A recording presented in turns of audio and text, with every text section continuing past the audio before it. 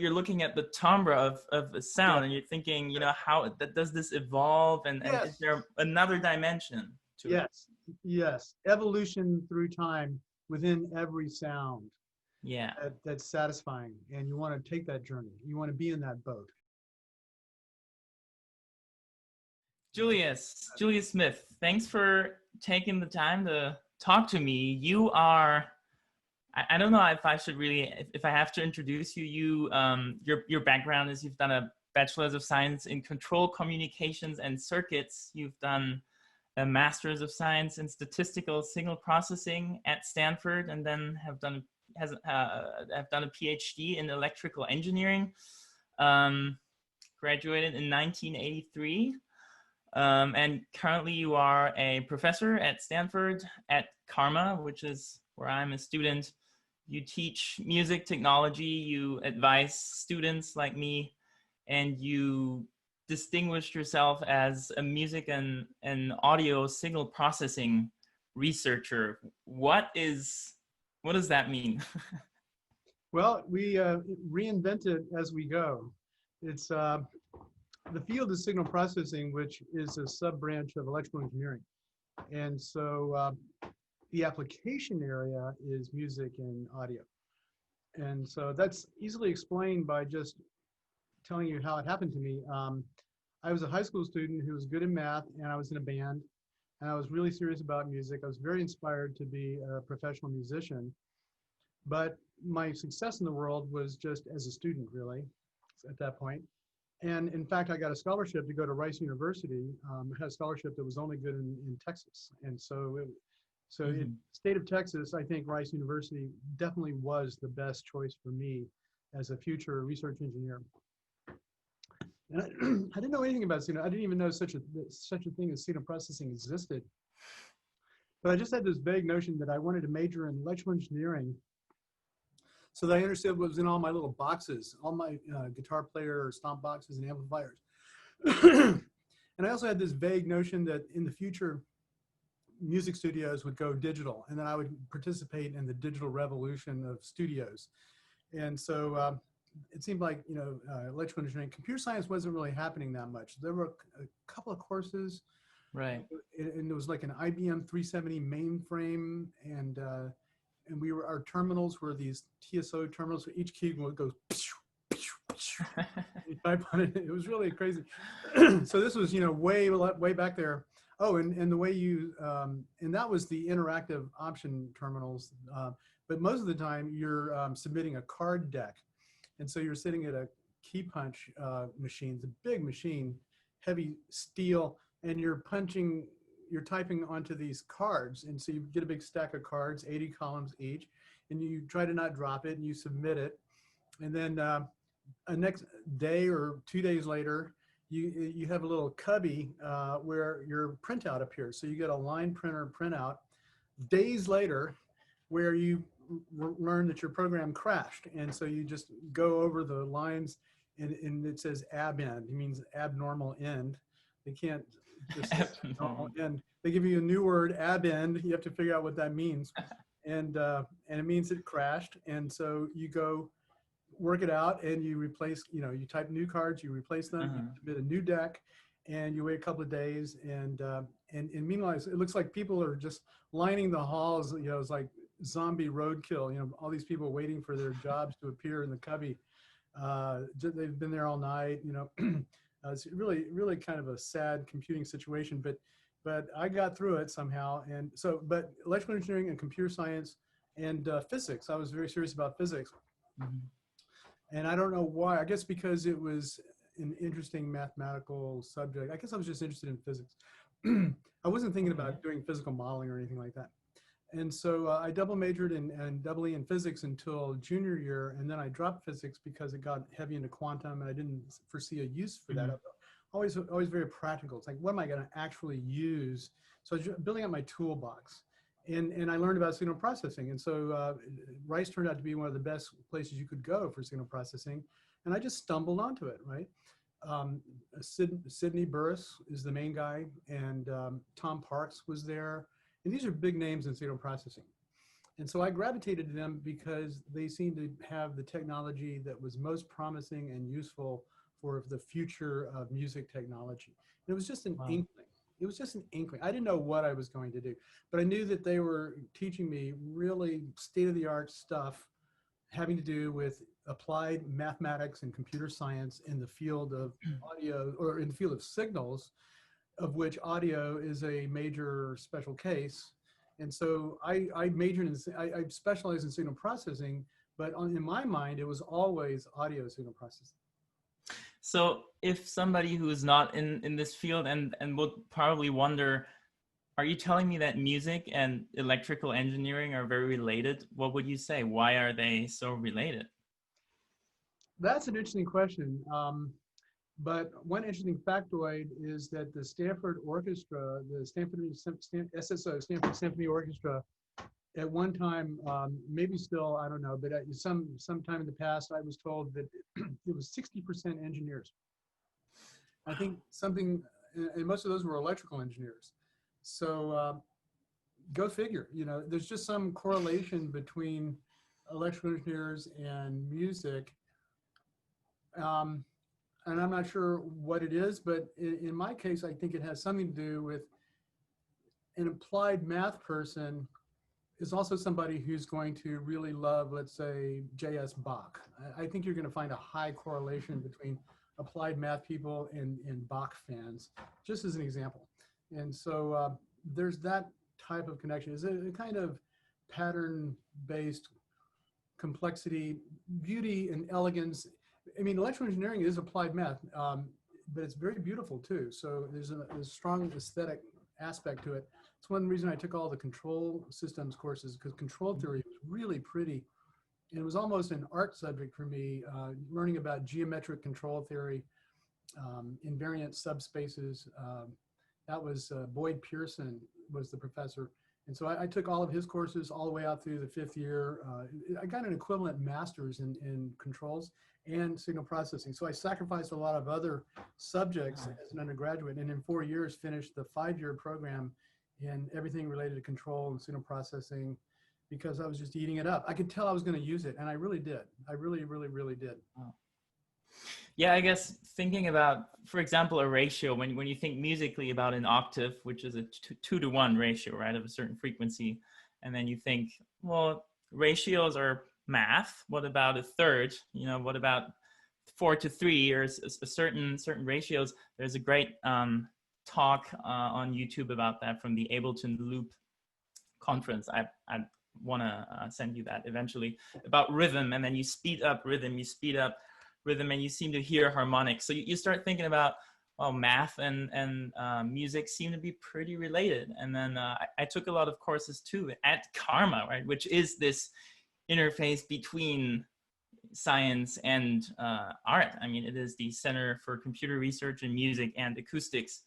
And yeah, you're one of the people there. I think that's really the essence of what I want to talk to you about is, you know, my channel and 360 jams. I know you've heard some of that music, which is really spatial audio. How can we use new formats and apply that to music? It's now, you know, it's not a reverb effect or an equalizer. It is a new format, and there has to be some digital signal processing in the background as well, I guess. Now, Julius, you do physical modeling, I guess, how to mathematically describe instruments and vibrations and in rooms and acoustics. You work on Geoshred, which is an application for an iPad where you can make, can you explain that a little bit? It's also a music technology application, right? Yeah, I happen to have it right here. We're working on a new release. This is the Geoshred 5 release. And the exciting new thing is we've got bowed strings for the first time from audio modeling. So they're basically plugins from audio modeling. And that's the cello and the violin, and also some woodwinds, tenor saxophone, flute, oboe, clarinet. And so, but originally it was just guitar. And the guitar is the part I wrote. And I'm very comfortable with the guitar because I'm a guitar player. And I find that people in this research field tend to really work most effectively on their own instrument because you have a deep insight into how to play it and how to get everything out of it. And so that really translates into the software interfaces and capabilities and formulations. And so, so it's right now an electric guitar and is a limited acoustic stuff. We're going to do more acoustic stuff later. Acoustic stuff is expensive, really uses up the CPU, but you can do a fair amount. And so we're going to get into it. A great thing about physical modeling is that it grows up with the CPU power and the increased ability of these systems year over year. And so electric guitar is the easiest because there's no real acoustic body to worry about, but you still have a lot of effects to do. Right. And, you know, so this is it. It's basically 6 strings. And so you can play up and down the strings. So it's got a lot of effects. And let me show you the effects real quick. Oh, there's Jordan. We're working with Jordan Rudis. And so I just launched this. That's why it's asking me all these questions. Actually, just one. That was not bad. So I'm going to just bring up the Jordan Rudis from Dream Theater. Yeah, he's the keyboard player for Dream Theater, and he had a lot to do with the way this performance interface works.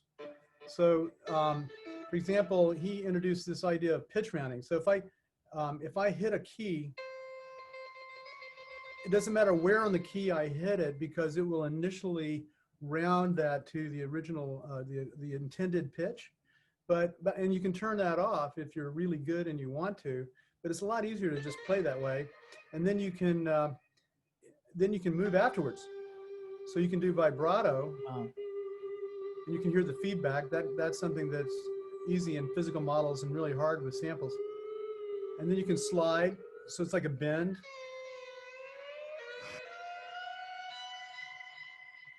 Wow. So you have, you know, the guitar, and these are all the effects that are active. You've got a distortion unit, another distortion unit, a 4-octave EQ, an echo unit, a chorus, parametric EQ, and reverb, and an amp cabinet.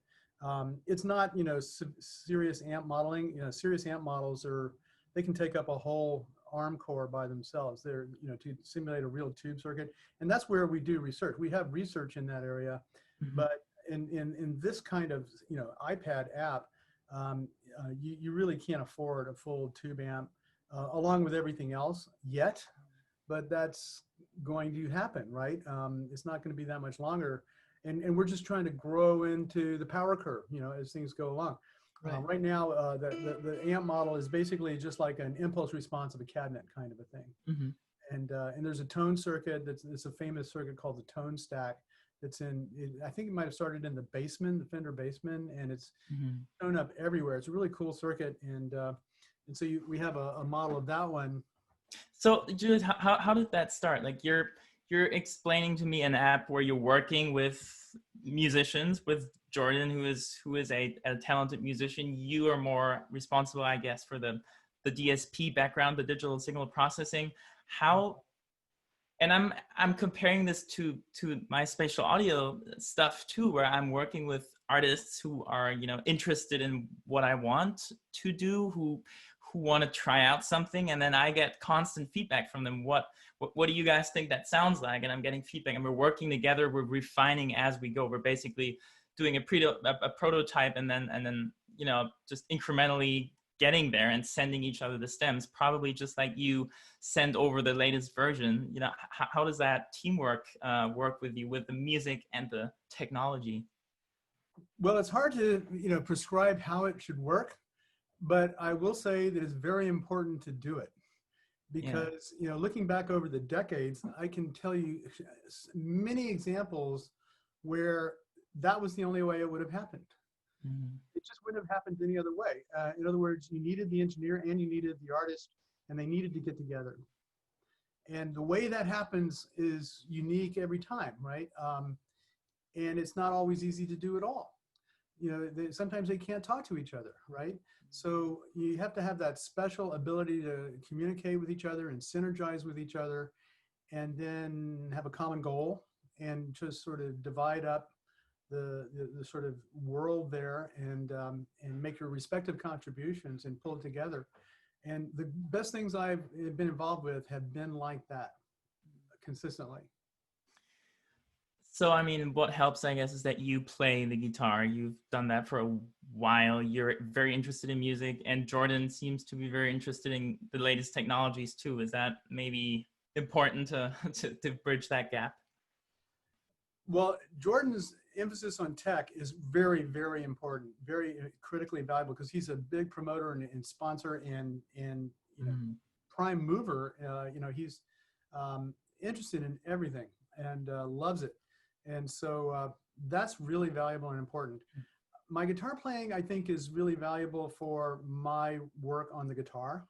It allows me to bring out interfaces that I know will be useful to the musician. But I have to work with someone like Jordan to map it to the keyboard, you know? Yeah. And it's not just me, you know, it's Pat Scandalis and Nick Procaro. So Oh. you think, so the simulation, so there's a physics engine under here, and that's me. And then there's this sort of API layer. There's the sort of iOS toolkit stuff, and that's mostly Nick Porcaro and then Pat really gets involved sort of at the higher level of that, plus all these assets up here and the control surface, and there's your arpeggiator. So there's a whole technology stack there. I'm at the bottom, and then it's mostly Nick, and then Pat has a lot of stuff, and then Jordan's on top. Jordan's playing it and making sure that it's an instrument that he can bring on stage, that he can take around the world, and that he can work into his albums and concerts and whatever his workflow is and how he likes to work. And so everything is state of the art from his point of view and how it feels and to work with. And he's, you know, worked on so many synthesizers. You know, he really got most famous starting out as an engineer for Korg. I think he was a voicing engineer for Korg. And then at the NAMM show, he was like doing demos, right? Because he was in the Korg booth, and he was a great gifted pianist. He'd been at Juilliard since age 9, one of the youngest ever to go to Juilliard. And he was, you know, on track for a classical career in piano before he fell in love with progressive rock and took off. And I need to point out here that it seems like a quite unusual. I mean, it's not normal that people are gifted musicians or gifted artists and at the same time are, you know, gifted engineers or love the more technical domain. Right. I agree. And there aren't that many examples. You know, the guitar player for Queen comes to mind. You know, he's very, very good technically. What's his name? Brian May. Very good technically. This is an example of something I will ask to delete if it's wrong. I have to check that. I think that's his name. But he's quite the engineer. His guitar is famous, and he's a heck of a player. But you know, I honestly feel like I'm really an engineer, and I just wanted to be a musician, and I really aspired to it. And I'm passable. You know, I was considered really near the You are great. We play together. We have to mention this, that we play over the internet now in COVID times. We make music. We used to do that every Sunday, and it was very fun. Yeah, Nick and I are still doing it, and Cynthia joins us. So and we're open to anyone. You know, we'll do. I think Jack Trip goes up to 500 people now, so we can really climb up the ladder. Jack Trip being the technology that allows us to play together over the internet. Just to be clear, the Internet Audio Hub. Yeah. So also, just to jump in there, that's another thing that was developed at CCRMA was by Chris Chave and Juan Pablo Caceres. Was this software that enables the technology, that it enables you to make music. It's a means to an end, just like maybe, you know, the program that the Geoshred program is a means to an end to deliver an interface to express yourself as an artist. Just like my 360 jams and the binaural technology to listen to music is a means to an end for the music lovers we all are, to, you know, enjoy it in a different way. That has implications on the way people record sounds, that has implications on the way we mix sounds, it has implications on how we think about sounds. Right. Yeah, we're building up our musical toolbox, you know, building up our palette and trying to realize what we hear. Claude Debussy used to say that. He said, I just play what I hear. He was asked some question about where does he come up with this stuff? And creativity is a mysterious thing. It's like, where do your dreams come from, really? Yeah. Somehow it happens, and then you have to try to realize it. You get these thoughts in your head, and computer music was very much driven by that. It was very much composers, very serious composers, trying to realize what was in their imagination, and so that drove decades of early computer music research, and we all knew it was possible to do anything. Max Matthews mentioned in one article that with the computer you can realize any sound that could ever come out of a loudspeaker. You just have to position it every 50,000th of a second, and that'll do it. And now we can think in terms of speaker arrays and surround systems, and you are one of the people that tries to mimic the physics. That's the physical modeling part, right? Of how can we make something in nature sound like being emitted from a loudspeaker? How can we model that? How can we think about the size, the shapes, the length of strings, and how would they sound? So it's the direct link right there. Yeah, and what drives me is my guitar player side, wanting expressive instruments. I like having lots of dimensions. I like to hear a lot of dimensions of sonic activity when I'm playing, and I like to have controls, intimate controls over that. So you can, like, just a little bit of vibrato can give you all sorts of shimmering, multidimensional effects, and you grow into those. You grow into a very large dimensional space of expressive performance, and that for me is very exciting. I think I'm very sound centered, and this is not everyone, right? I mean, in jazz, for example, the sound's not that important most of the time. It's the notes that are important, and the rhythm, and the timing and the pitch. But they don't spend a lot of time getting different sound. Guitar players will play an acoustic, electric, or a hollow body or semi hollow body, and they all sound the same to a large approximation. And I just don't understand it, right? Whereas and then on the other side, you have someone like Steven Wilson, who very often is playing really simple stuff, but the sound design is so good. He creates a soundscape, and then it will change and put you in a whole new universe. And my most recent discovery is Haken, the band Haken, named after Lippold Haken in Finland, I think. And they put out the best sound. So much, I love it so much that I actually study their mixing engineers with YouTube videos. So I'm just really into sound, and so, but I also need the music to be moving as well. But I can't just have the music as it would be written. It's got to be realized in a really compelling soundscape. I see that, and I feel like, though, a lot of artists, while they might not naturally bring a lot of scientific interest, because creativity takes up a lot of space, especially when you pursue it professionally or it's a big hobby. People are generally, though, interested in what they can do, right? I mean, you're basically saying this, and that's how I started, basically making beats when I was 14, was through YouTube videos. Pretty much what you say about, you get into somebody, how was that song being made? What's the behind the scenes? Right. And then you end up, having somebody explain to you what an MPC is, what a controller is to trigger sounds, and then you're getting interested. And then next thing you know is you're on the web, buying the latest gear, just trying to understand that. I had to say, when I now contact artists and say, hey, look, this is spatial audio, listen to this, put on your headphones and try to get an idea of how this medium maybe sounds better, I never get a response that is negative. I usually always get a very positive response that is something like, wow, this sounds amazing, and I want to do it. I want to get my hands on this. But how do you do it? How do I need, certain speakers? And I mean, we can now get into the theory of binaural audio, but really it's all possible. So once you explain how it works, and there is a certain interest, which a lot of artists seem to have, then you can really start experimenting. And maybe that is also the essence of art and expressing yourself, is well, I want to do something unique. You know, you do something cool. Let's collaborate. Let's do something together. And that other person that I collaborate with doesn't necessarily only have to be a musician. It could be someone who contributes to something. And that might be just the way it affects the sound. So when you talk about, well, the hollow body jazz guitar that I hear Pat Metheny play all the time sounds kind of the same. No offense, Pat Metheny, he's great. Any guitar player. Really well. And, in his case, the notes will suffice. Thank you. Yeah, true.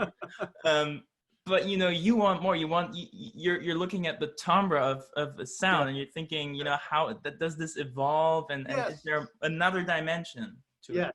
Yes. Evolution through time within every sound. Yeah. That's satisfying, and you want to take that journey. You want to be in that boat. You want to be in that slipstream. Yeah. It gives you a sense of momentum in travel through sonic space. And I think it's just how we're wired. You know, it's like, how does your pleasure center hook up to musical parsing of sound as it comes in? And I think we're wired differently, and we respond differently to different aspects of music. It's clear just based on the difference in preferences. You know, there are people who love music that I just don't understand. I wouldn't even call it music. I would call it something else. Reserve the word.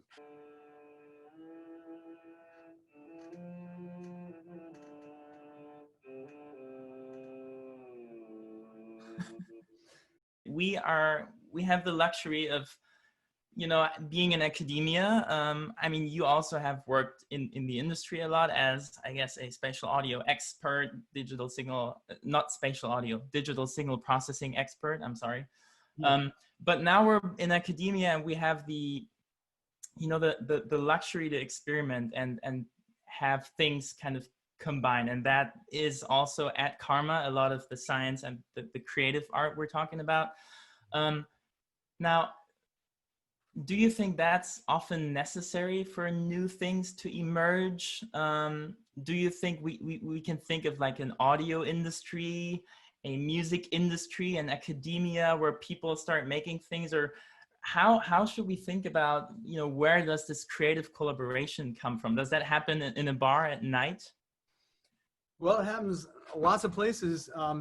Maybe a really interesting exercise is to, you know, make a list of all the things that you really value, the things that you're really glad they exist, and then just learn the history of how they came about. I'll give you one interesting example. The Moog synthesizer was a collaboration between Robert Moog and a composer whose name escapes me right now, but you can just look it up on YouTube. That's where Wikipedia has a nice article about this. For example, the ADSR envelope came directly out of that collaboration. And so I think originally Moog's notes just had like rectangular envelopes. And I think maybe it was Herb Deutsch said, you know, really, he was going for a brass instrument. It really should sort of overshoot and then sustain and then decay. And so, you know, and then Moog responded. He came up with his engineer's response to the composer's request, and the ADSR envelope was born. And so you can find that kind of story behind anything and everything. And the story of the flanging effect in the Beatles recordings is fun. John Lennon and one of the engineers came up with that. So there are a lot of really great origin stories that involve collaborations with artists and engineers. And my first one was with David Jaffe, the composer. We were both graduate students. I was in electrical engineering. He was in composition. And it was he and I that did the extensions to the Karplus-Strong algorithm. Karplus-Strong algorithm was by two computer science guys. And it was not really musically useful when it was first discovered. And so David Jaffe and I worked on making it musically useful. And he used it in a piece, Silicon Valley Breakdown, that was kind of a landmark piece in this kind of stuff. And it was a classic example of the artist and the engineer. He was telling me things like, you know, I need a muting effect. I need a bandwidth effect. I need an attack. I need this thing to be in tune. This is not even in tune. I need to tune it. And so and then I just kept giving him little signal processing blocks that would solve the problem, and it led to that work. And so it's just been a long history of such collaborations. But I really can't say that there's a pattern. The main Yeah. pattern is you have a good rapport between the people involved, you know, so the engineer and the artist, they like drinking beer together or whatever, you know, they like the same music, or maybe the engineer is like a fan of the artist and wants to help. Jimi Hendrix had engineers who wanted to feed him, you know, univibe type technology, and then he would play it and get inspired and make it sing for everyone. So these things just happen, but there's a very important relationship component there that's very hard to predict. And I know that because as an instructor, I would like to make this just a lab function at CCRMA. I'd like my courses to pair the artists and the engineers and have them do projects together, right? And if it were easy enough, I would do it, but it's just not. So instead, we just give people the option to team up, and we get people to talk about themselves so everybody kind of knows what everybody does on the first day of class. And then you try to make it social enough that people get to know each other enough that they can team up on projects. You can maybe seed it, maybe not. You don't know. It's just so hit or miss. And I mean, you professors already try to get people from different places on the same boat by saying, I'm just remembering when I look on Explore courses at Stanford, you know, some music 345 there might be a slash, and then it's also double E 326, you know, it's like both in one. Well, what happens is we do our courses, and since I'm from double E originally, you know, my advanced courses at least are designed to be addressing areas that are not addressed by Stanford Electrical Engineering Department. That's things like the short time Fourier transform, which is a very important workhorse in audio signal processing, spectral audio processing, things like phase vocoders, things like MPEG audio. It's just a really critical tool that you just have to use all the time. It's just very common. It's just the FFT over time, right? And then the other course is my physical modeling course. That's more my research, but you could say that that's something that the double E department should offer, which is physical signal processing. Right. You know, there's physics and there's signal processing, and they go beautifully together. But where's the course that does signal processing with a physical interpretation? And there are a lot of really good reasons to do that, even just pure numerical reasons. It turns out when there's a physical interpretation, you get the best numerical properties in the computation. And that's a whole subject unto itself. So I'm basically just sort of designing my courses around what's missing in my home department for the place that I am, the Computer Music Center, you know, for my research river within that milieu. And that's what everyone does. So Go Wang is from computer science. And so he's making his courses along those lines. And so my courses got, you know, cross-listed. They call them cognate courses in electrical engineering. And Go has cognate courses in computer science. And I would imagine, you know, Takako, who does neuroscience type stuff, I don't actually know, but she could be a cognate in psychology. That would make sense. But I'm, you know. Yeah, just to explain who these people are. So they're all running around at CCRMA, and we obviously know them. So they're all scientists, more, you know, while you have that double E physics background and then also make music. Good, for example, has a lot of, he has a book called Artful Design, right? Which is, he is a computer, he studied computer science at Princeton and then kind of drifted into this art world and design world, and then now talks about ethics. I've taken a course with him. You know, great like transdisciplinary subject. And then Takako, yes, she looks at the brain. You could say that he's doing exactly what I did, and that is developing a message that he thinks he thinks it's what's missing in the existing curriculum. You know, he's satisfying his sense of the most high priority need to supplement what you can already take in the computer science department. What are they missing? Well, they're missing emphasis on design. And what's the whole university missing? And more of an emphasis on ethics. You know, so he's making his statement as to what's needed and how he's going to go beyond what's available now, according to his sense of priorities. And then Takako, now she had an engineering background, and then went into I think it was physiology, and then neuroscience. And so she's got a lot of good backgrounds for what she's doing. And So, we hired her as, wow. and so Karma, and so Chris Chafe and Jonathan Berger and I and everyone else have always considered that to be the fundamental composition of karma. Composition, computer science, engineering, psychology, and the other things that spin out from there. And so Takako was hired to fulfill that psychology pillar, Right. to handle psychoacoustics in the curriculum, and also to play into the current hot stuff, which is neuroscience and music cognition perception. And so Go Wang is the computer science pillar.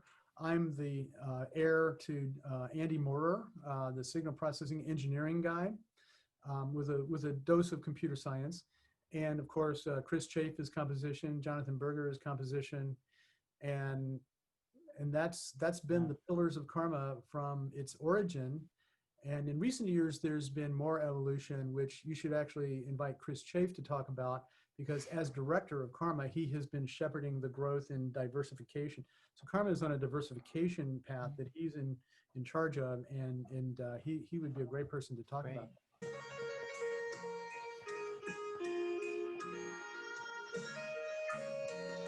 And it's very diverse, and it's all music. It's all about music, but it's from many disciplinary points of view.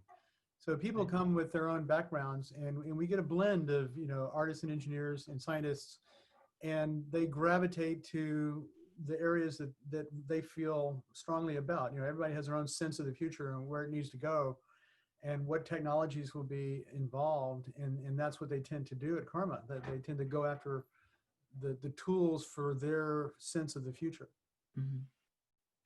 A professor once told me that the most successful and most inspiring artists he's come across were the ones that were transdisciplinary, that were the ones who used other, you know, fields and made art with it. I could probably name about 10 artists that do that and that have great success. I'm thinking of experimental people, even just like, I don't know if you're familiar with James Blake, who's, you know, just, it's kind of electronic music, and then him as more of a singer-songwriter person, which is still in the music scope, you know, experimental by trying out things. But you can even get out of that and think about medium, you know, the whole medium as itself. So it's also Julius, true in research. It's also true in research that being involved in multiple research areas and being the first person to really combine them, one of the few to combine them, leads to a lot of really great low-hanging fruit that is greatly appreciated by the research community and the world. It can lead to great new companies, in fact. I think we should end it here. That's beautiful. So science and art together equal greatness. Yeah, we just keep exploring, keep combining, and keep following your instincts. Play what you hear, learn what you sense is the most powerfully useful for your vision of the future. What matters? What does the world need that you want to provide, and how do you, you know, prepare yourself to make your best contribution in that direction? And be flexible, you know, because the way it's going to happen is impossible to envision. You know, someone can ask you, you know, 50 years from now, so what were the key steps that led you to where you are today? And you will look back on, and you will cite, you know, 4 or 5 things that were completely impossible to predict. You know, it'll be that random conference where you met that random person, or you attended that random talk, or someone in the audience at one of your talks turned out to be a person who made something happen as a result that pulled you in later. You know, it's stuff that you cannot predict. So what you can predict, though, is the general theme of what you're doing, what matters to you, and what you want to contribute to, and what might be valuable for it. What can you learn in order to be more valuable for that mission? So just remember the mission, and just keep learning anything and everything that might help. And it will come together over time. Julius Smith, thank you very much. Thank you. Enjoyed it.